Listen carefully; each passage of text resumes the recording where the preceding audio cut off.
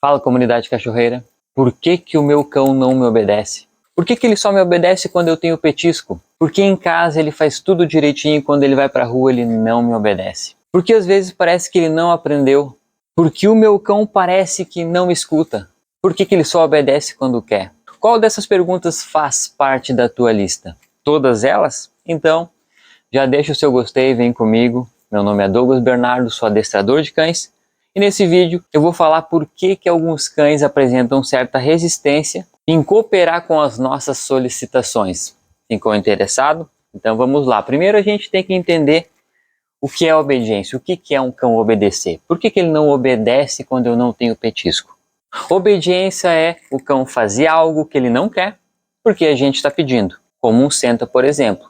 A gente pedir para ele sentar e ele corresponder às nossas expectativas, mesmo ele não tendo vontade de fazer isso. Ou deixar de fazer algo que ele tem interesse, porque a gente não permite. Como sair pelo portão. Ele tem interesse de sair pelo portão, até porque algo talvez tenha atraído ele, mas ele não sai. Por quê? Porque a gente não permite, ele sabe dessa limitação. Isso é obediência. Mas por que os cães não gostam de obedecer? Simplesmente porque eles não nasceram para se submeter. Não existe uma informação aqui dentro desse cérebro dizendo vocês precisam se submeter às solicitações humanas. Essa informação não existe, portanto, naturalmente os cães oferecem resistência em fazer algo que eles não querem ou deixar de fazer algo que eles têm interesse. E se dentro dos exercícios essenciais o seu cão não corresponde às suas expectativas, é porque alguma coisa ficou para trás. E do que eu estou falando? A metodologia que eu utilizo para a educação canina, ela possui 3 fases. A fase pedagógica, a fase de condicionamento e a fase de amadurecimento. Se a gente pular uma dessas etapas, não vai dar certo. O cão naturalmente ele vai tentar sempre desafiar, mas se não cumprir essas 3 etapas, todos os exercícios, inclusive o controle seu sobre o cão, vai ficar muito mais difícil. Mas vamos falar sobre as etapas. A primeira fase é a pedagógica. É quando a gente ensina algo para o cão, do zero. Por exemplo, um deita. Então, às vezes você precisa de uma guia, se for trabalhar alguma limitação, mas necessariamente você precisa estar em um ambiente controlado, sem muitas distrações. Você precisa de reforço positivo, você precisa do objetivo, que é ensinar o exercício novo para o cão. Então, nesse momento, você vai ensinar algo novo para o cão. Por exemplo, um deita. Você pegou o reforço positivo e vai induzir o cão a se deitar. Deitou, prêmio. Deitou, prêmio. Ele aprendeu a deitar? Ainda não. O que falta? Ainda falta algumas coisas. O gesto do deita. Todos os 4 exercícios essenciais, que são aqueles que a gente, com o tempo, vai extinguindo a necessidade de reforço. A gente tem os 4 gestos, que é senta, deita, fica e vem. Como eu já comentei em outro vídeo. Então, para o deita, a gente descobriu a mecânica com que ele deita. Próximo passo, a gente coloca um gesto, que é o deita esse gesto para baixo, depois a gente extingue o gesto, já falei sobre o uso do gesto. O gesto faz com que o cão generalize, fica muito mais fácil dele compreender o que é um exercício se a gente utilizar o gesto, ele é bastante visual. Depois que a gente mostrou para ele o que significa o gesto, a gente vai dar nome para o exercício, o deita. Depois que ele entendeu o que é deita, simplesmente falando, a gente cumpriu a fase pedagógica. A gente vai para uma nova fase, a de condicionamento. Depois que o cão sabe, sem precisar toda uma mecânica de mostrar o que é deita, se a gente simplesmente pedir, Togo, deita, e ele corresponder dessa forma, você continua recompensando. Recompensando, recompensando, recompensando. Por quê? A gente chegou na fase de condicionamento. A fase de condicionamento é quando a gente vai reforçar tanto o cão que ele não vai precisar pensar no que eu estou pedindo. Ele simplesmente sabe. Eu peço deita e ele, eu sei exatamente o que é isso. Então ele deita automaticamente. A gente reforça esse comportamento até chegar em qual nível? Por que eu falo da fase de condicionamento? Porque é a fase que a gente vai fazer com que o cão cumpra o que a gente está pedindo sem ficar pensando, tem recompensa ou não nessa mão? A gente precisa fazer com que isso aconteça. E trazendo a analogia da fase de condicionamento para o nosso mundo, por que eu gosto muito de usar dirigir como exemplo? Porque no início, aquela rotina da gente estar chegando num quebra-mola, numa lombada, por exemplo, ou num semáforo, a gente primeiro tinha que pensar o que é fazer. Eu vou tirar o pé do acelerador, eu vou colocar o pé no freio, eu vou colocar o pé na embreagem, desengatar o carro, tirar o pé da embreagem. No início a gente tinha que se concentrar para isso. E hoje, o que acontece? Hoje, se um cão atravessar na frente do seu carro, você instantaneamente vai ficar pensando no que fazer? Não, automaticamente o seu pé vai para o freio, sem precisar sequer pensar no que você precisa fazer. Isso é condicionamento. Você não teve uma reação que necessitou pensar no que fazer. Automaticamente o pé foi para o freio. E é isso que a gente busca na fase de condicionamento. É o cão fazer algo sem precisar pensar. Tem recompensa ou não tem recompensa? Quando o cão estiver com exercício condicionado, que a gente cumpriu a etapa de condicionamento, a gente vai para a fase de amadurecimento, que é a fase mais difícil, que é fazer com que o cão corresponda às nossas expectativas sem a necessidade da gente estar sempre reforçando aquele comportamento. E é muito importante que o cão passe pelas 3 fases. O reforço positivo, quando veio para o nosso mundo, ele transformou a primeira fase em a fase mais fácil. Ensinar um cão é muito fácil. Ensinar um cão a fazer qualquer coisa se tornou muito fácil com a vinda do reforço positivo. Mas ela é só uma das etapas e não é a mais importante.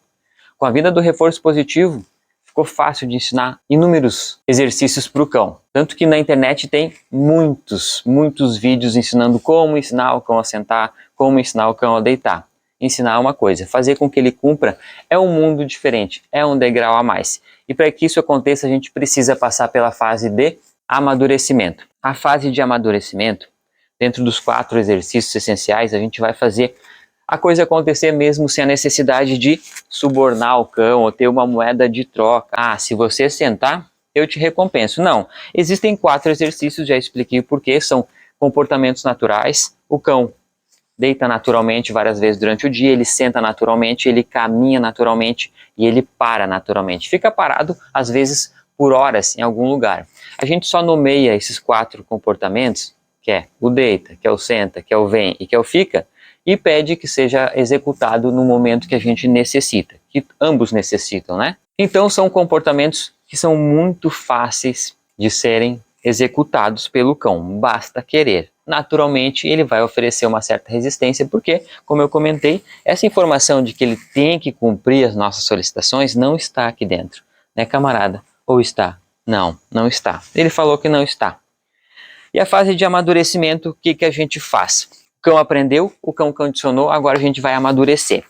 O amadurecimento, a gente utiliza de 3 alternativas. A gente vai extinguindo a necessidade. Não é uma obrigação extinguir. Quanto mais você reforça, mais condiciona, melhor é o resultado. Mas a gente vai extinguindo a necessidade do uso do reforço positivo, a gente utiliza somente para ajudar o cão quando ele precisa. A gente começa a trocar todos os 4 exercícios essenciais ou a necessidade dele realizar por coisas do cotidiano, na hora da alimentação, na hora de entrar no carro, na hora de abrir o portão, na hora de sair para o passeio, na hora de começar a andar. A gente pede os 4 exercícios muitas vezes. Voltou para casa, pede para sentar, pede para deitar, o portão vai abrir, aí você libera para voltar para casa. Para sair para passear, a mesma coisa. A gente começa a fazer com que a vida dele seja cumprir com algumas obrigações. Então a gente começa a trocar tudo pelo que ele necessita. A gente precisa de colaboração, então a gente trabalha de forma cooperativa. Ele coopera comigo, eu coopero com ele e a relação fica muito pacífica. E a coisa mais importante, qual é a dificuldade da fase de amadurecimento? É o lado humano de ser. É o que eu nunca posso deixar passar para trás, que é a caixinha de emoções. Por quê? Porque ela atrapalha, é essa parte que ela vem para atrapalhar. Por quê? Porque a gente tem o imediatismo, que atrapalha, a gente tem a falta de paciência, a gente tem a pressa. Isso tudo faz com que o processo de aprendizagem, que é a fase de amadurecimento, se torne um pouco mais complicada. Por quê? Porque depois que o cão aprendeu, depois que o cão condicionou, eu vou pedir um exercício para qualquer um dos meus alunos. E de repente ele acordou, assim como a gente também tem isso, a gente acordou com a vontade de não cumprir com as obrigações. Então já aconteceu. e saí com o cão que sabia todos os exercícios. Simplesmente pedi para ele deitar em um certo momento, o responsável por ele estava junto comigo, e eu pedi para deitar. Eu vi que ele precisou de uma certa ajuda, eu apontei, isso já é uma enorme ajuda, porque se ele sabe deitar e se ele se distrair um pouco, a ajuda gestual ela é muito valiosa para o cão. Ajudei, eu percebi que ele estava oferecendo uma certa resistência e o que eu fiz? Obriguei ele a deitar? Não, eu passei uma informação para ele. Enquanto você não deitar, eu já falei isso em mais vídeos, enquanto você não deitar, o mundo não vai voltar a girar. Depois que eu pedi um exercício para o cão, dentro dos exercícios essenciais, dos 4 exercícios, o mundo só volta a girar depois que ele cumprir com aquilo que eu estou pedindo. É muito fácil. É um dos comportamentos naturais do cão. Pedir para deitar, oferecer uma certa resistência, a razão pela qual ele ofereceu isso varia de cão para cão e de dia para dia, então ele ofereceu uma certa resistência e eu fiquei aqui. Quanto tempo? O tempo necessário para a gente frustrar o cão. Hoje talvez tenha sido 1 minuto que eu fiquei aqui, 30 segundos, 20 segundos, não se sabe, não importa também, o mundo só pode voltar a girar depois que ele cumprir.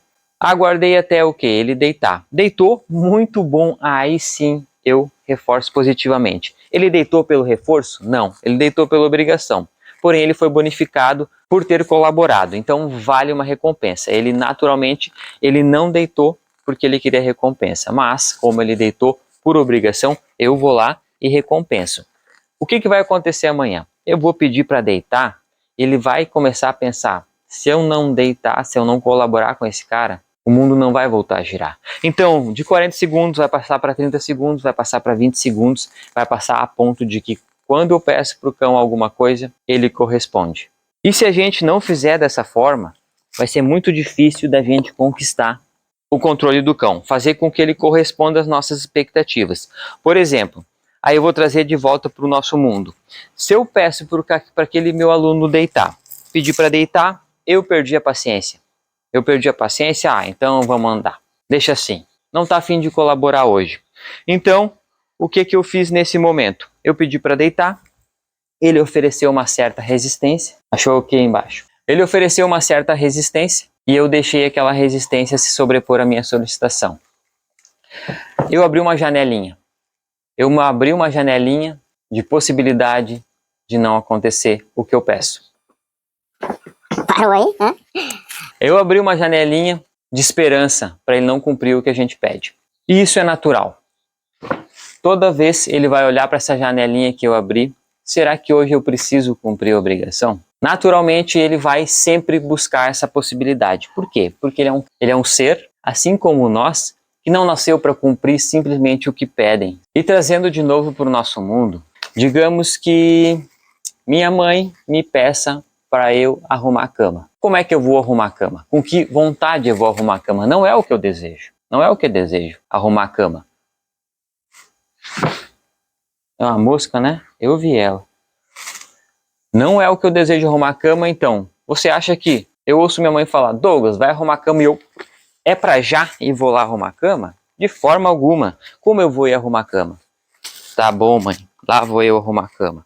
Você acha que o seu cão, quando você pedir para sentar, ele vai simplesmente fazer que nem o Togo faz? Sentar ou deitar, como ele fez, de forma rápida? Não vai, porque ele não tem expectativa em cima disso. É natural que o exercício seja lento, porque não existe expectativa. O Togo ele é assim porque ele é um cão que é treinado para provas de adestramento, então a gente mantém sempre o equilíbrio entre a expectativa e a obrigação. Se ficar só na obrigação, vai ser um saco. O cão vai ter todo o brilho dele apagado. Se for só em cima da expectativa, que é a necessidade de um reforço positivo, quando ele perceber que não tem, ele não vai fazer. Então, dá para manter esse equilíbrio, mas é um trabalho bem mais minucioso, existe muita técnica. Mas no dia a dia não é necessário. O cão não precisa sentar automaticamente, deitar automaticamente. Ele pode fazer no tempo dele. No tempo dele, claro, não são 20 segundos, mas pode ser lento, natural, eu também arrumaria a cama lentamente. E quando eu falo de expectativa eu arrumo todo dia de forma lenta a minha cama. Por quê? Não tem expectativa. Mas se minha mãe diz, arruma a cama que depois tem sorvete. Com que velocidade? Claro, eu tenho que gostar de sorvete. Com que velocidade eu vou arrumar a cama? Não é mais alta? É, né?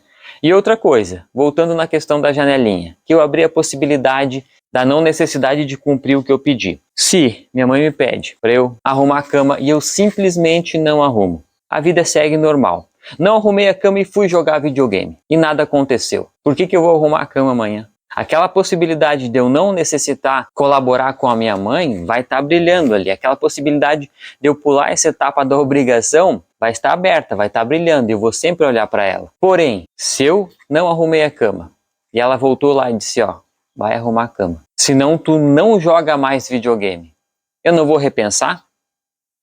É a mesma coisa com o cão. Se ele saber que ele não vai continuar passeando se ele não deitar, ele não vai começar a criar resistência, ele não vai continuar criando resistência. Porém, se eu não fizer a coisa acontecer, ele não vai querer cooperar. Por isso a importância de paciência. A gente extingue a necessidade do uso do reforço positivo, a gente começa a trocar coisas do dia a dia pelos exercícios que a gente precisa e a gente começa a colocar nessa cabecinha que se ele não cumprir com o mínimo, o mundo não volta a girar. E dessa forma, ele vai começar a entender que ele precisa cooperar para a relação ser bem mais tranquila, para as coisas que ele gosta também acontecerem. Consegui clarear a ideia da razão pela qual o seu cão não te obedece? Consegui? Então, já deixa o seu gostei. Se ficou com alguma dúvida a respeito do que eu passei durante esse vídeo, deixa aqui embaixo nos comentários. Se não é inscrito, se inscreva no canal e já ative o sininho de notificações para que o YouTube te avise quando eu publicar um novo vídeo. Muito obrigado por acompanhar a gente nesse vídeo. A gente se vê numa próxima.